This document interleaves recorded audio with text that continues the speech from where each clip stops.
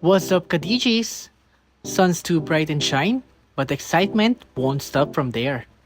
But we're actually almost at raining season. Pero bago magtagulan, tara at humabol, bisitahin ang Southern Leyte para katagpuin ang breathtaking beach resort. A hidden gem that lies beneath the island town of Hinunangan, Southern Leyte. Tara na at tumutok dito sa MTG channel kung saan dito tayo'y gala.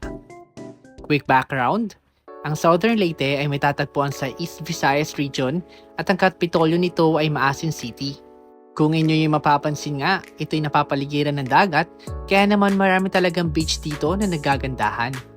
At kaya naman, sure din ako mabibigla kayo sa ganda ng ating pupuntahan.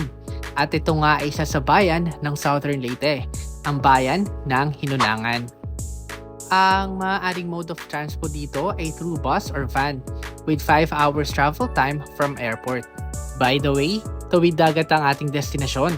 Kaya naman kailangan nyo magbayad ng 2,000 for 12 to 18 packs at 3,500 naman for 27 capacities. Pero don't worry dahil two-way na ito. Kaya hatid at isusundo na nila kayo.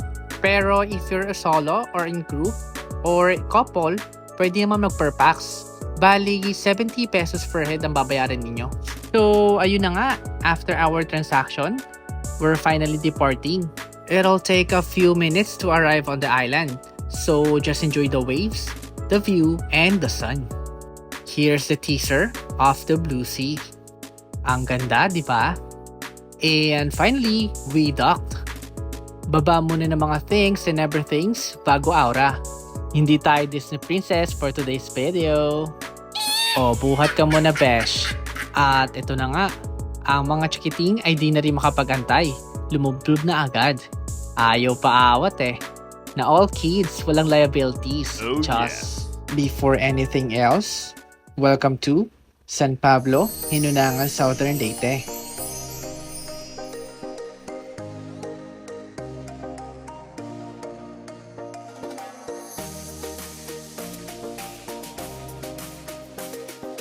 Ito lang yung kinuha naming cottage since day tour lang naman kami. Pero don't worry dahil meron din silang available rooms dito. Medyo tanghali na rin kaya naligo na rin kami. Meron din pala sila ditong cliff jumping. I would say 10 meters to dahil sobrang taas. Hindi ko nga alam kung kaya kong tumalon dito. Pero let's conquer our fears. So sa mababa lang talaga ako tatalon. Grabe kasi ang taas, hindi ko carry. Yung part nga lang na kinatatayuan ko, kinakabahan na ako. Pero again, conquer our fears. As you can see, beach is very breathtaking. Napakaliwanag ng kulay. Pero bilib talaga ako sa mga batan to. Ang gagaling, grabe. Mapapasana all ka na lang talaga. Mga pakitang gilas talaga eh. Pero alam ko namang praktisado nyo yan. Huwag nyo ako inaano dyan. Joke, inawa yung mga bata talaga. Pero iba talagang dagat dito, napakaganda. At ayun na nga, ang mga kasama ko, tumalon na rin. Syempre, dapat hindi natin ito palalampasin. Sayang naman, di ba? Ayan, natuwa ulit, talon ulit. And another jump. Wait lang daw, nabuelo pa siya. Few moments later. Waiting pa rin po.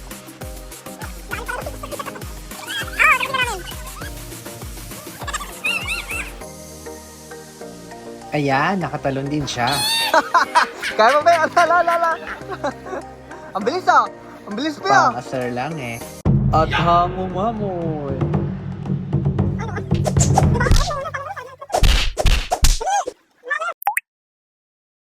At yun na, ang huli nilang talon. By the way, the Antlers Beach Resort nga pala kami nagstay. They can accommodate couple, group, or kahit solo. It is a 500 square meters, so kayang-kayang accommodate ang group. They also offer kayak kung gusto mo. Sa front beach nila, meron silang 2 kubo that can accommodate up to 15 packs. For day tour, 600 pesos ang babayaran. Pero if overnight naman, 1,200 siya. Electricity is available naman through solar panel. Yup, solar panel sila dito. Ang cottage nga ay katabi ng malaking punong ito na napakasarap mag-relax. Sa loob naman nito ay may available 4 rooms at function hall. Ito yung 2 room na available nila. Bale, kasama ng lower part nito, Kaya ideal din talaga siya for group.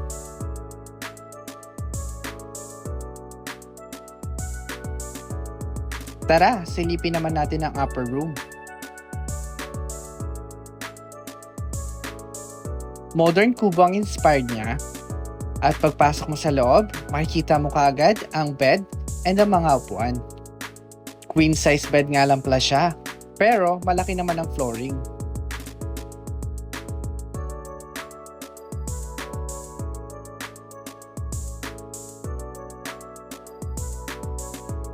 By the way, common CR nga lang pala sila dito, pero malinis naman siya. Ito naman ang kanilang function hall, na meron ding video okay. Pero ang video okay rent, 100 pesos per hour. At ito naman ang kanilang other two rooms. Hindi ko na binisita dahil pareho lang din naman siya. For the rates, pause this video para makita ninyo. Sa gilid din pala ng function hall ay meron din sari-sari store. At eto na nga, nirest baka ni namin ang video okay para matry naman natin.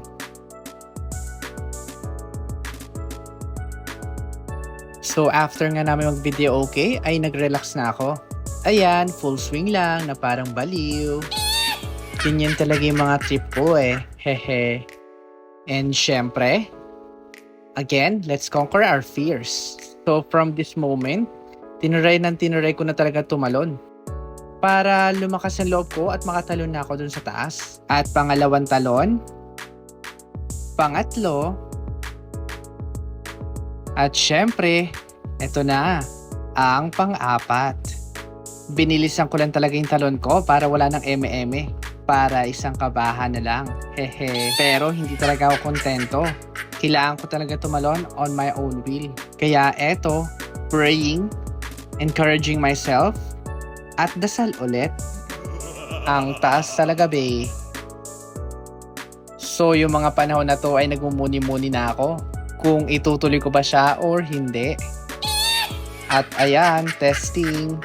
But eventually, tumalon din ako. Ang ultimate goal lang naman talaga natin is makatalon dito. At syempre, hindi ako pumapayag na wala akong na-achieve bago umuwi. Risk taker here eh. And ayun na nga, finally, pahinga na lang ako. Watching the blue sea and the trees. Nainggit nga ako sa moment ni Kuya na all. Hindi ko man na-achieve, at least meron akong alone moment time. Nakaka-relax talaga dito at very tahimik. So recap muna tayo. Kami ay nagstay sa Dan Crias Beach Resort na ang location nito ay San Pablo Island, bayan ng Hinanangan. Meron sila ditong available rooms and cottages, and for activities, meron silang kayak at meron din silang cliff diving. Not to mention na meron din silang karaoke kahit na solar panel lang kanilang gamit. Common CR for their comfort room at deep well naman ang kanilang tubig. But don't worry sa water dahil meron naman dito maiinuman. Plus, meron ding sari-sari store sa loob ng resort. Beach itself ay napakaganda. Water is surely crystal clear at marami rin mga fishes. If you're into snorkeling, pwede ka dito. Sayang nga lang at wala akong dalang action cam. Pero I guarantee na ma-enjoy mga snorkeling dito. But take note, mix of sand and shells nga pala yung kanilang beach. Kaya naman if you're sensitive enough sa paa, much better if magdala ka ng aqua shoes para safe yung paa mo. But overall, an underrated beach resort. If you wanna book, go to their FB page at dun mo sila kontakin. Look for Miss Remy Solis for contact person. You can also like their page para matulungan din natin ang tourism nila. That's a wrap and hoping to see you soon sa iba nating vlog. Suggestion, recommendation, or any places you want me to visit, comment down below. And of course, don't forget to like, share, subscribe for more updates.